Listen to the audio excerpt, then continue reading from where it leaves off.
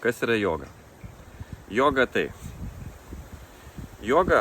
tai ne fitnesas, tai ne pasitempimai ar galimybė susikurti gražų kūną. Joga tai ne terapija, kaip galimybė išsigydyti įvairius susirgymus.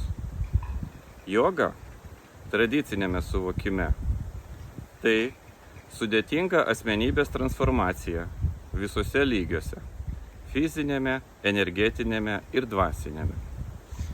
Kūno, psichikos ir dvasios transformacija turi tikslą – suvokti pasaulį, koks jis yra, savo patirtimi, ko pasėkoje tokia asmenybė įgauna savybės pačio pasaulio, pačio kūrėjo, gamtos ir gilaus suvokimų.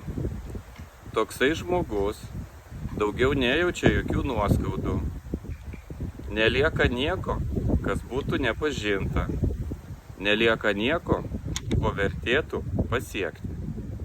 Pats tampi kūrėju. Toks žmogus, draugas visoms gyvoms būtybėms ir visi kiti jo draugai.